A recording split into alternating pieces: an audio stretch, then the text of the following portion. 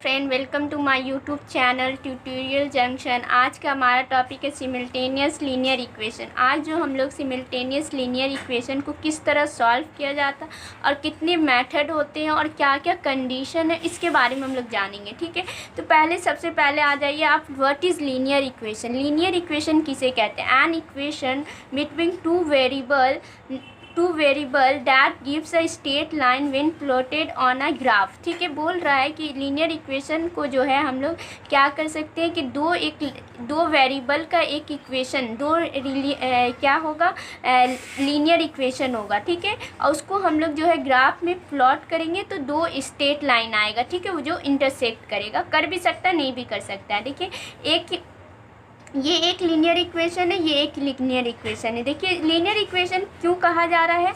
क्योंकि पावर जो है दोनों ही वेरिएबल का 1 है, इसीलिए लीनियर इक्वेशन कहा जा रहा है। ठीक है, अगर स्क्वायर होता तो क्वाड्रेटिक कहते हैं। ठीक है, क्वाड्रेटिक इक्वेशन में, अगर यहाँ पे लीनियर इक्वेशन, तो आप लोगों को क्लास 9 में लीनियर इक्वेशन को किस तरह सॉल्व करना है और वेरिएबल का आंसर किस तरह लाना है और कितने मेथड है वो जानना है। ठीक है, तो हम लोग जान गए कि an equation between two variable, दो वेरिएबल होगा एक्स एंड वाई। जैसे ये आप समझ लीजिए, ये एक ग्राफ है और यहाँ पे आपका एक पॉइंट पे जो है एक स्ट्रेट लाइन आया है और दूसरा इस यहाँ पे आया है, दो स्ट्रेट लाइन और यहाँ पे इंटरसेक्ट किया। ठीक है, तो ये आपका ये स्ट्रेट लाइन का क्या है, इक्वेशन का नाम है, ये वाले स्ट्रेट लाइन का x + 10 और ये वाले स्ट्रेट लाइन का नाम है 5y = 0 140। ठीक है, तो ये जो है एक इक्वेशन हुआ, एक स्ट्रेट लाइन का इक्वेशन, ये है एक स्ट्रेट लाइन का इक्वेशन। दो इंटरसेक्ट कर सकता है, नहीं भी कर सकता है, पैरेलल हो सकता है, कुछ भी हो सकता है। ठीक है, तो क्या क्या कंडीशन है वो जानना है कि कब इंटरसेक्ट, कौन इक्वेशन इंटरसेक्ट करेगा तो कितना उसका सॉल्यूशन निकलेगा, कौन सा नहीं करेगा तो उसका कितना सॉल्यूशन। देखिए, आपका 3 कंडीशन है। ठीक है, आप लोगों को 3 कंडीशन एक लीनियर इक्वेशन को सॉल्व करने का। एक ये कि अगर इंटरसेक्ट करता है, दो स्ट्रेट लाइन अगर एक पॉइंट पे इंटरसेक्ट करता है तो उसका ओनली 1 सॉल्यूशन आएगा, मतलब एक्स और वाई का एक ही सॉल्यूशन होगा। ठीक है, जो सबसे इम्पॉर्टेंट, ओनली 1 सॉल्यूशन। ठीक है, तो आप लोगों का बोला when two straight line intersect at 1 point. देखिए, एक पॉइंट पे इंटरसेक्ट कर रहा है, then the 2 equation can be solve and we get only 1 solution. मतलब यहाँ पे हम लोगों का ये सॉल्यूबल है, मगर साथ में क्या है, एक सॉल्यूशन मिलेगा। ठीक है, हम लोगों को कोई एक सॉल्यूशन, एक्स का एक ही वैल्यू आएगा और वाई का भी एक ही वैल्यू। दूसरा, when two straight line coincide there is only 1 straight line. मतलब कोई एक ही स्ट्रेट लाइन जो है कोइंसाइड करेगा, then we get infinite number of solution of 2 equation. ठीक है, इसका जो है बहुत आ सकता है, एक्स का 3-4 वैल्यू आ सकता है या उससे भी ज़्यादा आ सकता है, वाई का भी 3-4 से भी ज़्यादा।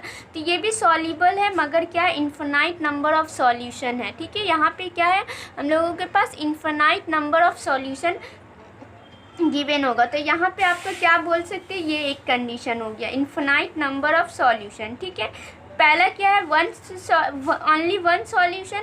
जब कोई एक पॉइंट पे इंटरसेक्ट करेगा तो एक ही सॉल्यूशन निकलेगा। जब एक स्ट्रेट लाइन कोइंसिडेंट करेगा तो क्या निकलेगा आपका, इनफाइनाइट नंबर ऑफ सॉल्यूशन। और आपका थर्ड है जो क्या होगा, दो स्ट्रेट लाइन जो है कोइंसिडेंट नहीं करेगा और दोनों एक स्ट्रेट लाइन क्या होगा, एक दूसरे के पैरेलल होगा। जैसे ये एक ग्राफ है और यहाँ पे एक स्ट्रेट लाइन आया, यहाँ पे एक स्ट्रेट लाइन आया। देखिए, ये दोनों एक दूसरे के पैरेलल है, तो इंटरसेक्ट नहीं किया, तो ये क्या है, नॉट सॉल्यूबल। ठीक है, ये सॉल्यूबल नहीं है और ना ही इसका कोई सॉल्यूशन निकलेगा। एक और बात कि अगर कोई इक्वेशन, लीनियर इक्वेशन अगर सॉल्व हो जा रहा है और उसका सॉल्यूशन आपको मतलब कि फाइंड हो जा रहा है, अगर आपको उसका सॉल्यूशन मिल रहा है तो उसको आप बोलिएगा कंसिस्टेंट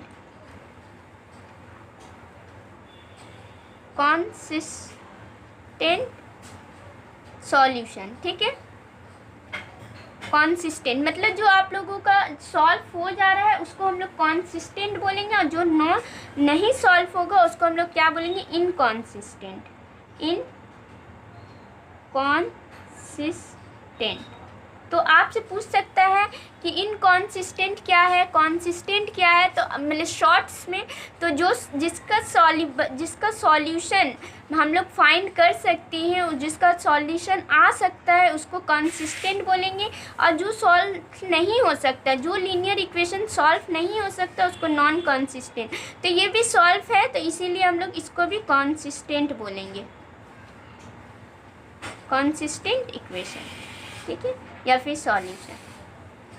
तो आप लोगों को 3 है, ओनली वन सॉल्यूशन। जब एक पॉइंट पे मीट करेगा, कोई एक स्ट्रेट लाइन जो है स्ट्रेट लाइन कोइंसिडेंट करेगा, कोइंसाइड करेगा, ठीक है। उसके बाद क्या है, जो कोइंसाइड नहीं करेगा, मतलब एक दूसरे को इंटरसेक्ट कभी नहीं कर सकता है, पैरेलल रहेगा, तो उसको हम लोग क्या बोलेंगे,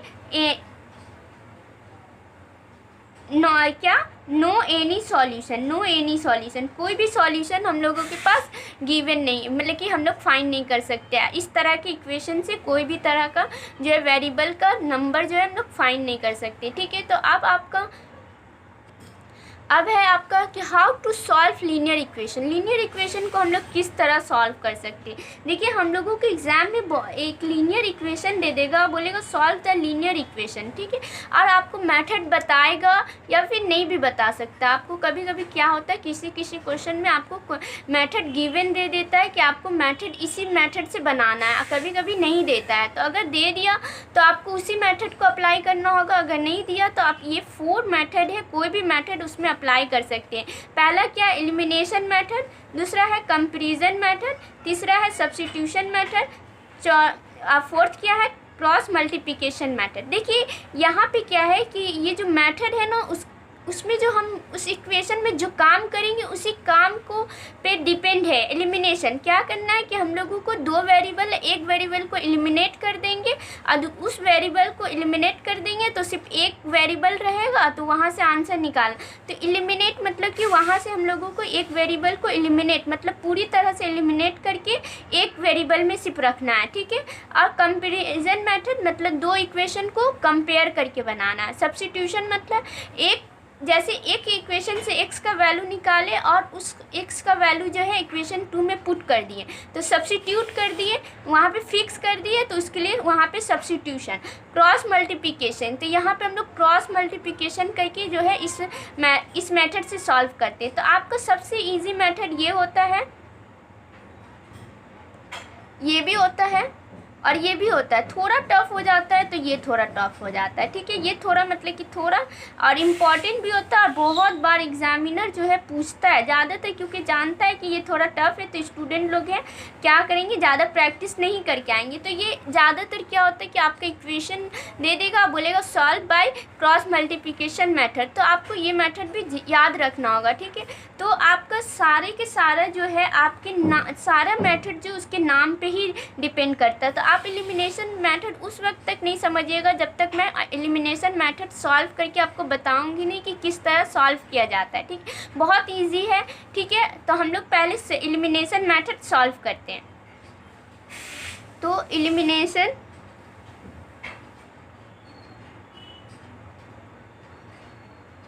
मैं क्या करूँगी कि गणित प्रकाश बुक का कुछ प्रॉब्लम सम्स जो है आपके साथ मेथड के हिसाब से डिस्कस करूँगी, ठीक है। और आपको उसके बाद क्या करना है कि उस टाइप का जितना भी आपके बुक्स में है, बुक में बहुत है, आप हर टाइप को आपको क्या करना है, प्रैक्टिस करना है, ठीक है। पूरी मेरी तरह एलिमिनेशन मेथड का भी बहुत सारा सम्स है, ठीक है। कंपैरिजन मेथड का भी बहुत सारा सम्स है, सब्स्टिट्यूशन का भी बहुत सारा है, क्रॉस मल्टीप्लिकेशन का भी बहुत सारा है, और फिर टेस्ट पेपर तो है ही है। तो आपको क्या करना है कि इस तरह के सारे सम्स को क्या करना है, सॉल्व करना है। तो पहले हम लोग क्या करेंगे, एक इक्वेशन है उसको कॉपी कर लेंगे, ठीक है। तो मैं गणित प्रकाश से एक प्रॉब्लम लेती हूँ, उसको आपको सॉल्व करके दिखाऊंगी कि किस तरह सॉल्व होता है, ठीक है। ये क्वेश्चन है सॉल्व द इक्वेशन, ठीक है। ये 2 इक्वेशन दिया है बाय एलिमिनेशन मेथड। इस तरह का आपको क्वेश्चन एग्जाम में देगा, ठीक है।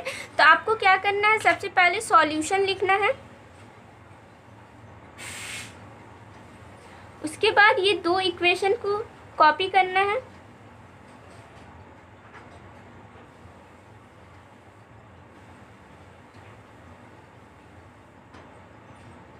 ये जो है सबसे इजी होता है। ये जो आपका एग्ज़ाम में अगर नहीं बोला तो आप सबसे ज़्यादा इस मेथड को अप्लाई कीजिएगा, ठीक है। उसके बाद क्या करेंगे हम लोगों को एलिमिनेट करना है, कोई एक नंबर को एलिमिनेट करना है, या एक्स को करेंगे या वाई को करेंगे, मतलब रखना ही नहीं है यहाँ पे इक्वेशन में, रखना नहीं, एलिमिनेट कर देना है।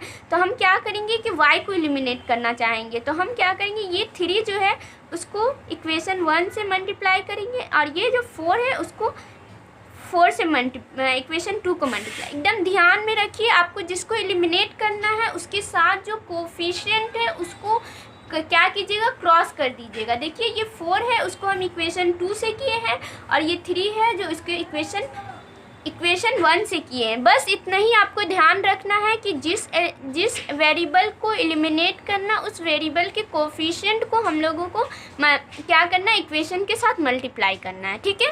तो वो भी क्रॉस करके क्या लिखेंगे, वी एलिमिनेट द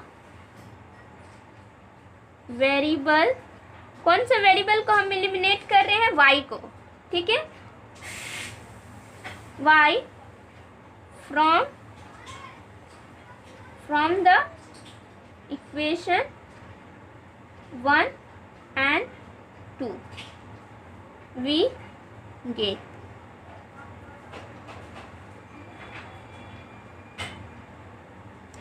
तो हम लोग क्या करेंगे, इसको मल्टीप्लाई करके लिखेंगे, 3 3 जा 9 प्लस 4 3 जा 12, 17 3 जा 60, 7 3 जा 21 51।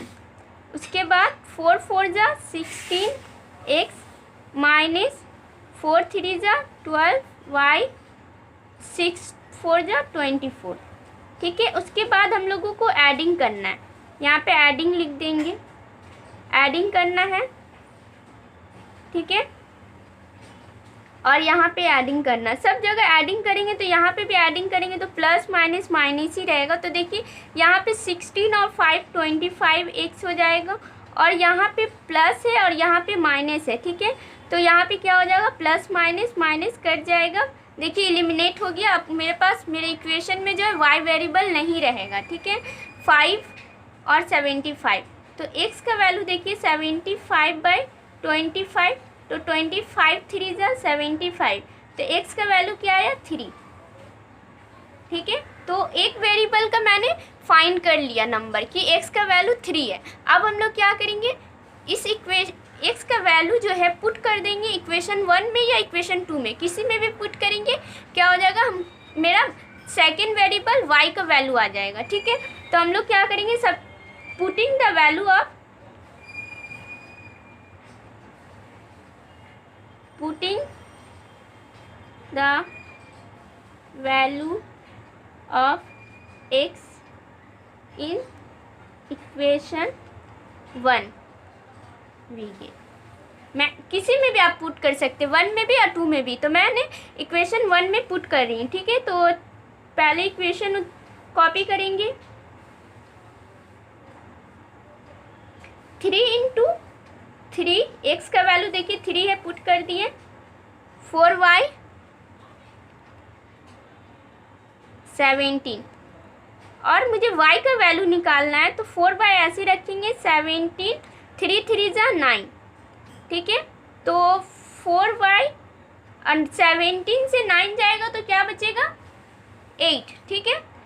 तो 8 y = 8/4 मतलब 2, ठीक है।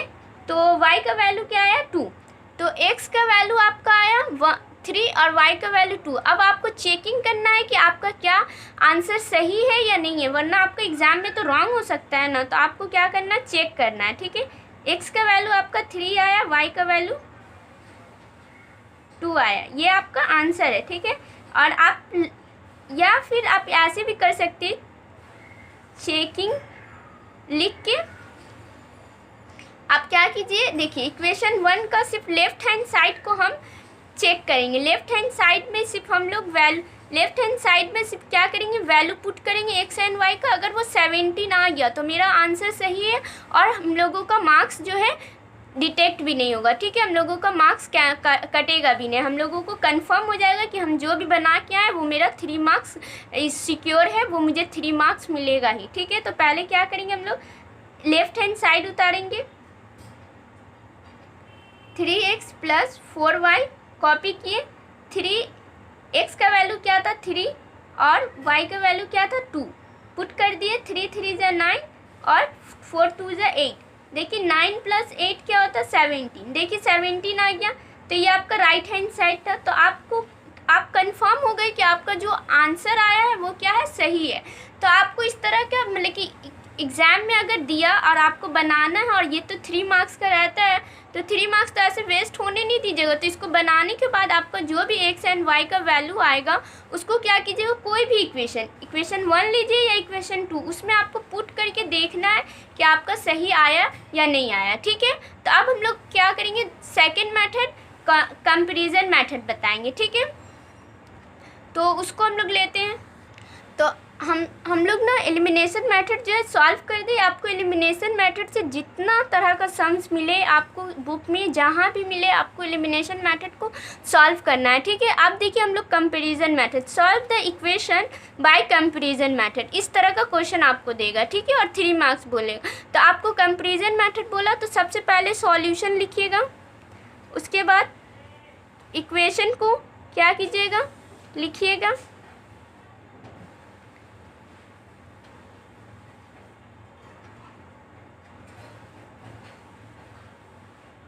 उसके बाद इक्वेशन 1 इक्वेशन 2 बोलिएगा, ठीक है। यहाँ पे क्या करना है, फ्रॉम इक्वेशन 1 फ्रॉम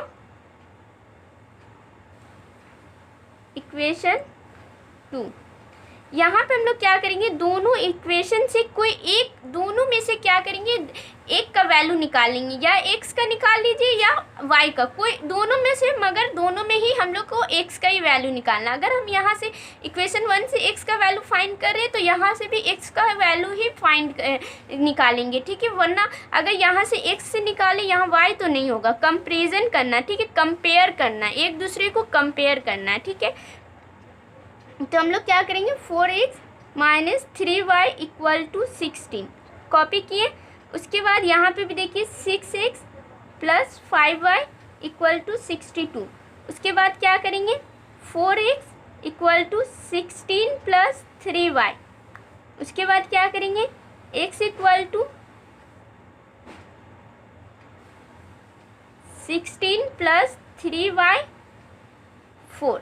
देखिए x का वैल्यू आ गया, ठीक है। और यहाँ पे भी वही काम करना है हमको, 6x 62, ये इस साइड जाएगा तो -y - 5y। उसके बाद x = 62 - 5y/6, ये आपका x का वैल्यू आ गया। अब क्या करेंगे, फ्रॉम कंपेयरिंग बोल के लिखेंगे,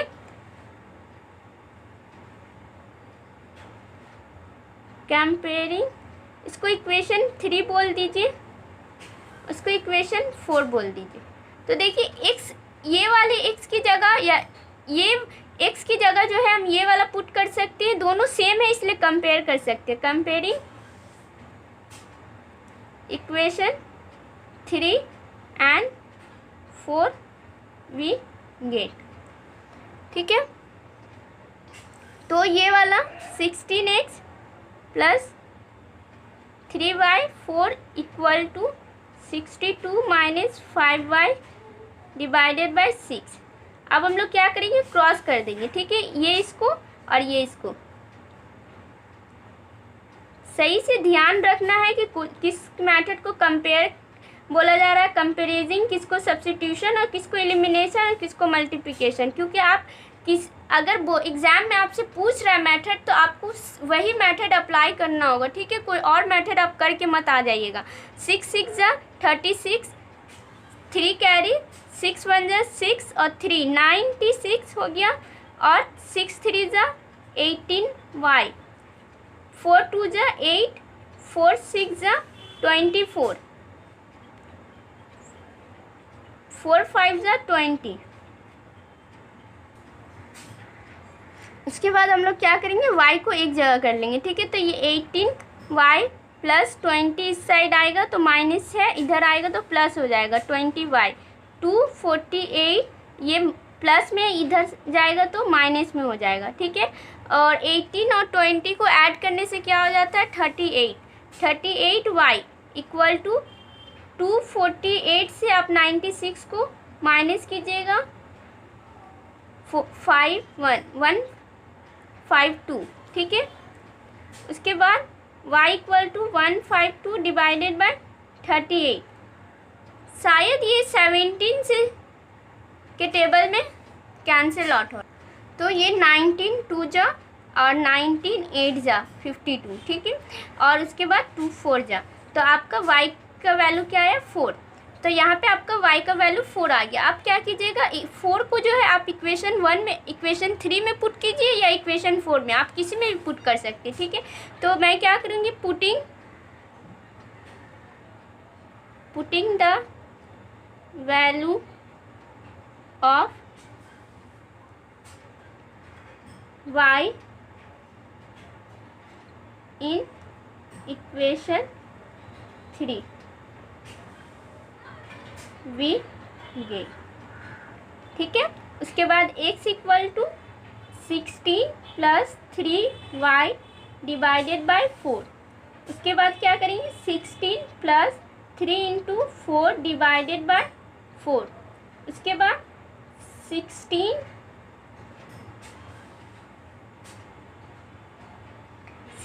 प्लस 12 डिवाइडेड बाय 4, तो क्या आया आपका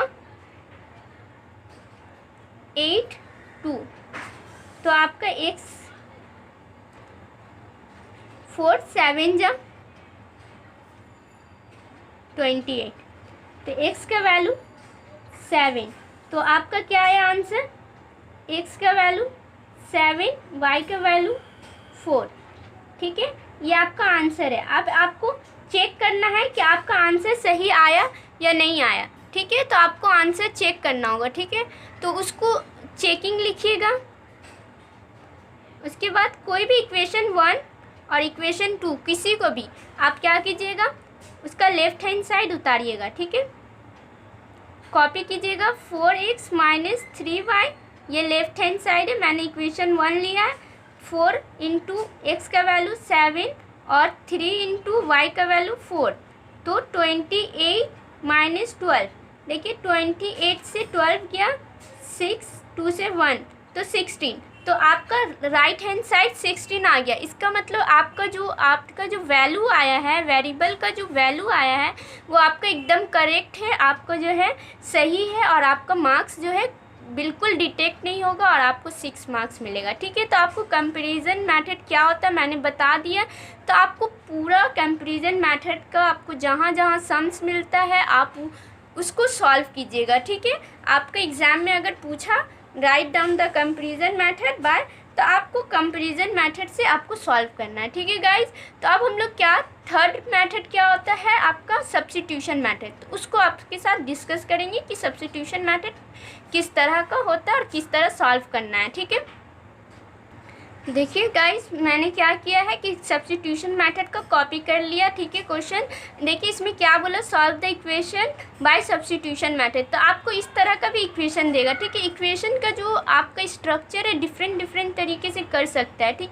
तो आपको कंफ्यूज नहीं होना है कि इतना अलग अलग तरह का इक्वेशन है। तो आपको देखिए क्या किया, डिनोमिनेटर में y दे दिया है, तो आपको कंफ्यूज नहीं होना है, ठीक है। जस्ट आपको काम और एकदम सुकून के साथ अच्छे से सॉल्व करना है। यहाँ पे सब्स्टिट्यूशन मतलब क्या होता है, जैसे हम यहाँ पर के x का वैल्यू फाइंड कर, x का वैल्यू हम लोग यहाँ से निकालेंगे, ठीक है, और वो x का वैल्यू यहाँ पे पुट कर देंगे, ठीक है।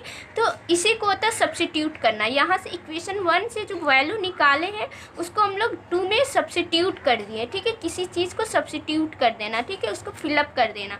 उसके यहाँ पे x का वैल्यू पूरा भर देंगे, मतलब कि डाल देंगे, तो यहाँ पे पूरा जो इक्वेशन 2 है मेरा क्या हो जाएगा, वो एक वेरिएबल में कन्वर्ट हो जाएगा। वो वेरिएबल क्या रहेगा, y रहेगा, ठीक है। तो सबसे पहले क्या करेंगे, सॉल्यूशन लिखेंगे।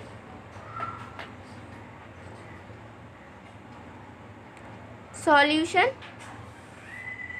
उसके बाद क्या करेंगे, इक्वेशन 1 कॉपी करेंगे। उसके बाद इक्वेशन 2, ठीक है।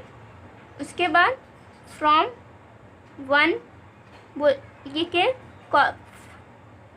फ्रॉम 1 बोलने के बाद आपको क्या करना है, इस वाले को कॉपी करना है, ठीक है। और यहाँ से आपको किसी का भी एक वैल्यू निकाल लेना, ठीक है। मैं x का वैल्यू निकाल रही हूँ, ठीक है। 2x इक्वल टू 5 प्लस में इस साइड आएगा तो माइनस में, तो आपका x का वैल्यू क्या हो जाएगा, 2 जाएगा नीचे तो हाफ हो जाएगा 5 माइनस 3/y। इसको आप इक्वेशन 3 बोल दीजिए। अब क्या कीजिए, putting the value of x,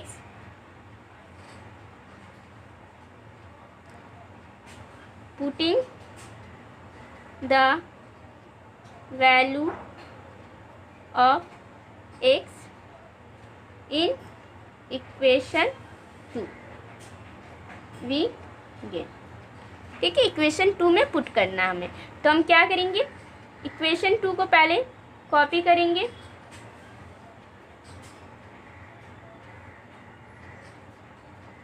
five into half 5 minus 3/y 2/y equal to 3, ठीक है। उसके बाद क्या करेंगे, ये तो हो गया आपका 5/2। उसके बाद जस्ट सिंपल है, सिंप्लीफाई करना है, ठीक है। अब जस्ट आपको क्या करना है, मल्टीप्लाई करना है। 5 5 जा 25/2, 5 3 जा 15/2 y minus 2y equal to 3। आपको वेरिएबल को एक जगह करना है, इस वेरिएबल को एक जगह करना है, नंबर उस साइड ले जाना है, ठीक है। तो आप क्या कीजिए, ये इस वाले को नंबर एक जगह कर लेंगे और उसको उस साइड ले जाएंगे। तो आप 25 2 इस साइड 3 आएगा तो 3 हो जाएगा, और ये इस साइड जाएगा तो 15/2y प्लस ये माइनस इधर आया तो प्लस, ये माइनस इस साइड आएगा तो प्लस। अब हम लोग क्या करेंगे, एलसीएम ले लेंगे 2y, ठीक है। तो यहाँ तो 15 रहेगा और यहाँ y कैंसिल आउट हो गया तो क्या बचा 2 2 2 जा 4, और यहाँ भी आप एलसीएम लीजिएगा 2 25 2 3 जा 6, ठीक है। तो 19/2y इक्वल टू 6 जाएगा तो आपका क्या बचेगा 16 19/2। देखिए 2 2 कैंसिल आउट हो गया, 19 कैंसिल आउट हो गया, तो क्या बचा 1/y इक्वल टू 1, मतलब आपका y का वैल्यू क्या आया 1, ठीक है।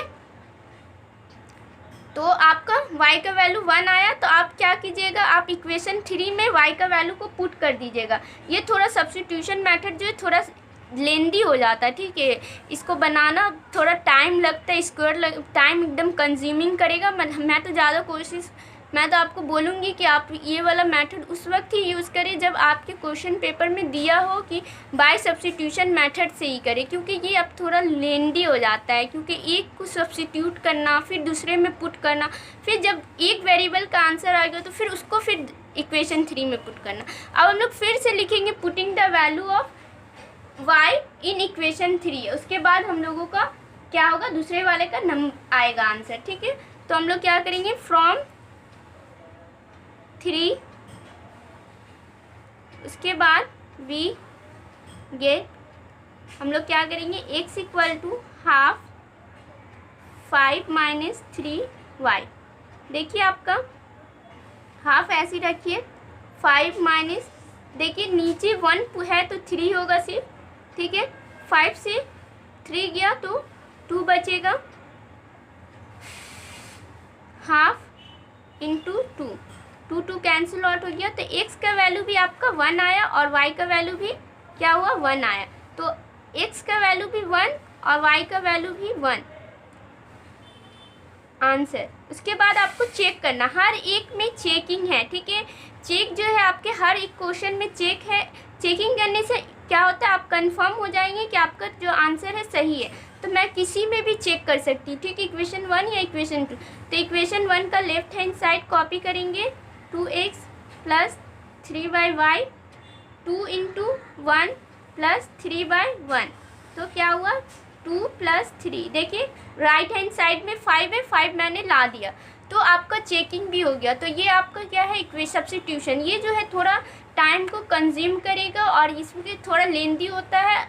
आपको पहले ये जानना होगा कि कौन से वेरिएबल को सब्स्टिट्यूट करेंगे, ठीक है, कौन से वेरिएबल को का नंबर फाइंड करेंगे, उसके बाद दूसरी इक्वेशन में पुट करेंगे, फिर वहाँ से फाइंड करने के बाद मतलब आपको क्या सॉल्व करके सिंप्लीफाई करने के बाद, इस वाले को सिंप्लीफाई करने के बाद फिर आपको उसका वैल्यू पुट करना है, ठीक है, उसके बाद चेकिंग करना है। तो ये थोड़ा टाइम कंज्यूमिंग हो गया, ठीक है। तो आपको अगर एग्ज़ाम में क्वेश्चन पेपर में दे कि सब्स्टिट्यूशन मेथड से ही करें तभी आप ये वाला जो है मेथड अप्लाई करें, वरना आप एलिमिनेशन मेथड ज़्यादा प्रीफर करूँगी कि आप एलिमिनेशन मेथड ही यूज़ करें, ठीक है। तो अब हम लोगों का एक और मेथड बच गया, वो है क्रॉस मल्टीप्लिकेशन मेथड, और बहुत ही इम्पॉर्टेंट मेथड है। वो एक ऐसा मेथड है जो आपका जो है हायर स्टडी में बहुत जगह जो है अप्लाई होता है, ठीक है। वही एक मेथड है जिससे आप बहुत सारा जो है टफ से टफ जो है वेरिएबल का आप क्या नंबर जो है फाइंड कर सकते हैं, ठीक है, वेरिएबल का वैल्यू फाइंड कर सकती है। तो वो सबसे इम्पॉर्टेंट है और वो भी थोड़ा लेंदी है मगर बहुत इम्पॉर्टेंट है, ठीक है। उसमें थोड़ा याद करना पड़ता है, लर्न करना पड़ता है। तो हम लोग उसको कॉपी करेंगे, ठीक है।